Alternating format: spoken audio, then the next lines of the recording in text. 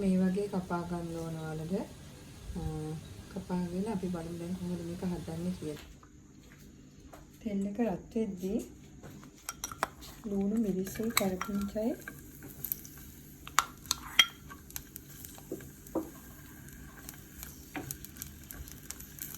කරපිංචා ගන්න ලුණු මිරිස් සුදු ලුණු ඔක්කොම දාගන්න.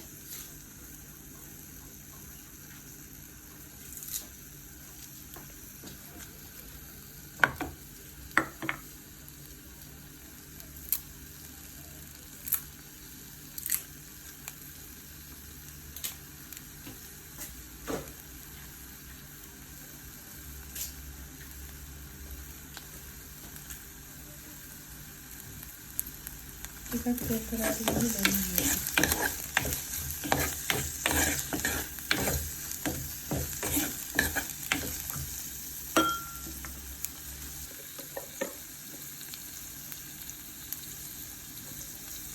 පහ ටිකක් දාගන්න. ඊට පස්සේ ටිකක් දාගන්න.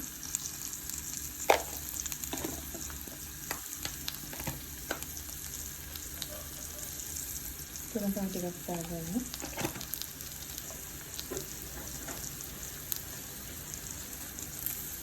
දැන් අපි රතු හම්පල ටික ඔක්කොම දාගන්නවා මේකට.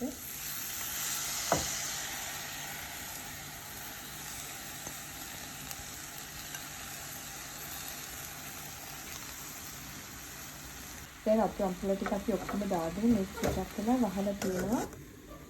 මේක ටිකක් දැම්මම කිරි දාන්නේ නැහැ අපි. මේක ටිකක් හොඳට තැඹුණාට පස්සේ තමයි කිරි දාන්නේ. දැන් අපි මේකට පොල් කිරි දාගන්නවා. මේ වගේ ප්‍රමාණයක් පොල් කිරි දාන්න.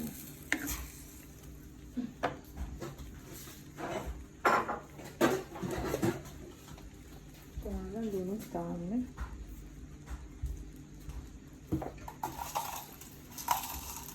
ඔලුව හාල් ටිකකුත් දාගන්න.